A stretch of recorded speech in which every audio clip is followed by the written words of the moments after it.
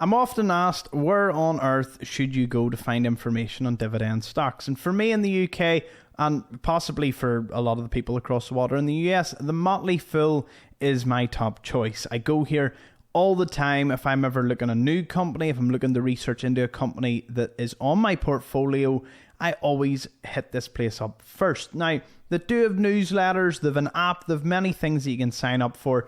Me personally, I don't really do anything like that. I don't have an account or, anything. I just use their top stories, and 9 times out of 10 they're about dividend stocks. So here's one investing article on BT and Sainsbury's, a telecoms company and a supermarket. Are they buys for income? We'll click into it and we can see here, and they're really well constructed articles. I must say, it gives you a wee bit of information on the company, gives you the ticker symbol, and then gives you, some good points on the company. For example, we'll have a read through this one. Both these stocks have met with contrasting responses from the market. Grocers are up 6.9% in the day, whilst telecoms were sold off.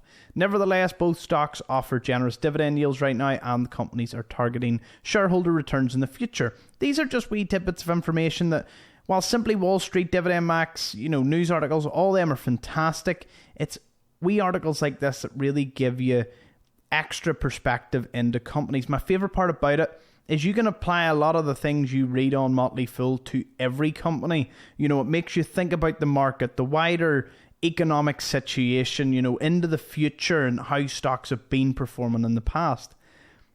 It's essentially like an article version of Simply Wall Street's snowflake analysis, and it's great. I love it. And I have found absolute gems. Now, your suggestions are all fantastic as well, but it is here that you come to really get into the, it talks about Sainsbury's policy on growth. It talks about free cash flow between the companies, challenging times, and sometimes they compare companies side by side. Now, I will have a video series soon that will do just that. We'll go on Simply Wall Street, we'll compare them side by side financially in their balance sheets and whatnot and dividends.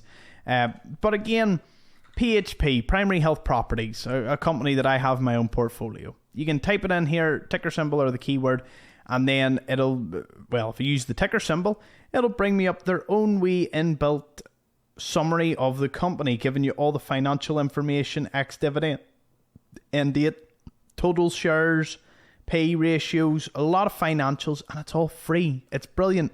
Don't need to log in. There's no, nothing here. I'm not trying to sell you anything. No affiliate links. This is pure information where I go to get a lot of it. Before I do a video, I always check out to see if there's a Motley Fool article, because I love a wee read. Maybe it gives me a wee bit of information that can enhance the video. And for yous, it's brilliant. I honestly, I don't see any downside to it. I don't give financial advice, but I can give you a place to go to have a wee bit of research. And the Motley Fool is without a doubt one of the top ones. If you're ever really bored and you like dividend investing, just type in dividend and it'll bring you up lots of articles. Some of them might be old, don't get me wrong, but there you go. Today alone, there's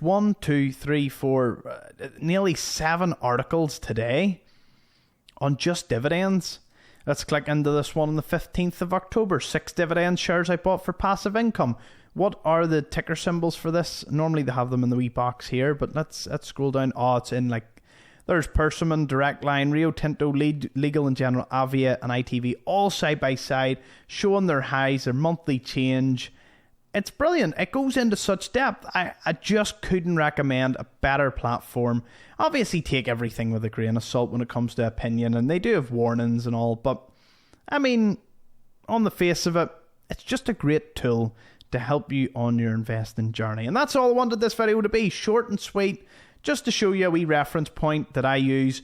I'll be having a few more videos and companies coming out. I have a few big announcements. We're almost closing in 1,000 subs. So this all in all is just an upbeat, fantastic video. Thank you so much for the support. As always, be sure to drop a like, comment any of your thoughts on this. Do you use the Motley Fool, the other websites? I know the likes of Yahoo Finance and Reuters and all are great resources as well. I will reference them into the future. And yeah, subscribe if you enjoy the content. If you aren't a subscriber already, hit the bell button if you want to be notified. and I'll see you in the next episode. Bye-bye.